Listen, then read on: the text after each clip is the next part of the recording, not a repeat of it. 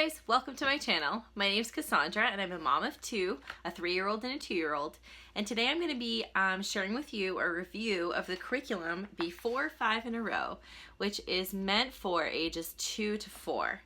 So I will confess, I wanted to finish the entire curriculum before. I shouldn't call it a curriculum. It says right in the book, it's not a curriculum. I wanted to finish the entire thing, but my province has just stopped doing what's called interlibrary loans. It allowed us to borrow books from anywhere in the province. Any library in the province would ship the book to you, and you would be able to use it. So tracked how many have been interlibrary loans, and all but one have been interlibrary loans. I own a very few of the books, but a lot of them are really old. The curriculum is older, and so it's classical based. Yeah, so it was done in 1997, or it looks like maybe updated in 2001.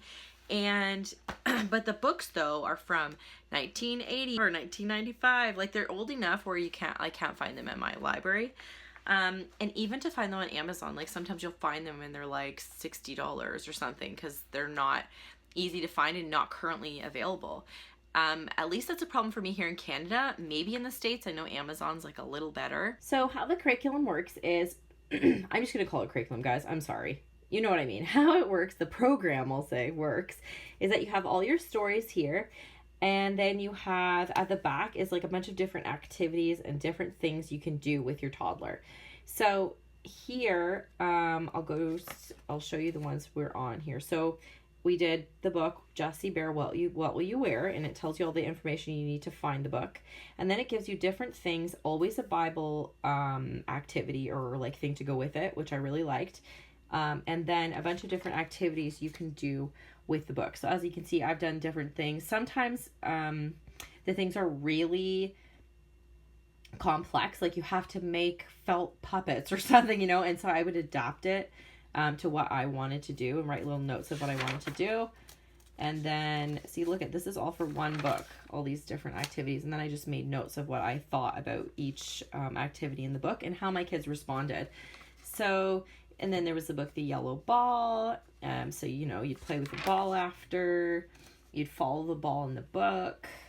There's some kind of science application. Oh yes, we talked about storms and like windstorms and hurricanes and stuff. I think I even got a book about that or showed them a video or whatever. And that's how it is all the way through until you get to the back part. So it's mostly that. But then see, you've got all these different activities. Let me find where it starts. So part 2, Parents' Treasury of Creative Ideas for Learning Readiness. So as I was waiting for each book to come in, sometimes there would be a little lull there. I'd finish a book and I'd order the next one and be waiting for it. We would do some of these different activities. So it was like, teach them how to crab walk, really basic things, dribble a ball, help them in the kitchen, play with different things to do with blocks, whatever it is, different things divided into art and all the things like that, art, science, whatever.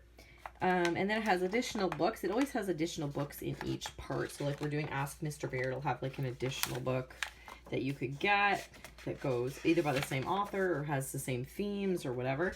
And so the book really helped you to point out things in the stories that you might not have just done on your own, that you might not have thought of. And it's been great for me because I've been able to take other books that we read and do different things with those books that are enjoyable for my children and make them more excited about reading, which I think is the whole point. Like, it's supposed to be a really relaxed thing. It says like, don't do each activity if your kid's not interested in the book anymore, because some of the books we would do would have like, 15 activities, because sometimes in that little chunk of science it will have 3 different things you can do. And so we would be reading the book like 20 times over, and sometimes they wanted to do that, but sometimes they were done with it. And when they were done with it, I would just stop it. And near the end, like in the beginning, I was kind of like, no, let's do all the activities, but quickly realized that's not the right approach. My pros of it are the price was good. Even here in Canada, and it was like $40, which isn't bad for, a whole year of, because you could do this. This is all I did. I did a morning basket and I just did this for this year. And like I said, I'm only halfway through it. So it's like technically the end of the school year. That's all you need, I feel like, for any kid before 4 years old. Morning basket, this is just an extra bonus. And basically it's just reading extra stories. So they really enjoyed it. When I say it's time for our activity book, they would get really excited. Exposure to different books and thinking about things that you might not have thought to point out in that book or to connect to the words of that book or the themes of that book or whatever, that's definitely a plus. A big major con for me is it's not open and go. So it is very much, you need to plan the day ahead, the week ahead if you're making felt puppets and going all out. It is something, and I think that's common for preschool kids. If you're doing those Montessori buckets or whatever, it is usually a lot more preparation than in older years, but it can be quite a bit. Or if you need to find a different book to go with it, sometimes you need to buy a toy. If you're planning to do all of it, right, then you need to definitely be planning ahead. I did find I had to research like a lot of things. So for example, it had a lot of like nursery rhymes or songs or whatever that I had to research because I didn't know them offhand. Another good thing about repeating the book so many times was I found that my kids really would pick up on a lot of the language, and I would find them using it just like here and there as they were playing. They'd be like using the language in the book or like referring to it in some way, and that was really cool. And now they've sort of gotten into that. I don't know if it was just happened to be the stage, like the age that they're in, that this is a common thing, or if it was because of this program.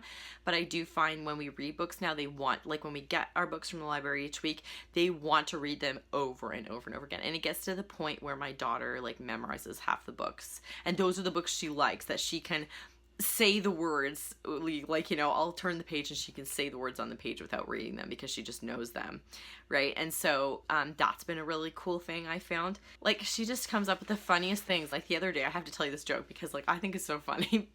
I don't know if it is or not, but the other day she was like telling me like I was putting her to bed and she was whining and whatever and saying she didn't want to go to bed.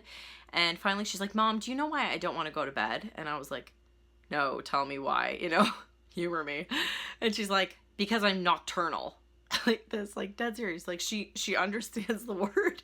She wasn't going to bed because she's nocturnal, because she's just stays up all night. Anyway, it was just so funny because we had just learned about like bats or something. I don't know, being nocturnal that day, but that kind of stuff is so cool.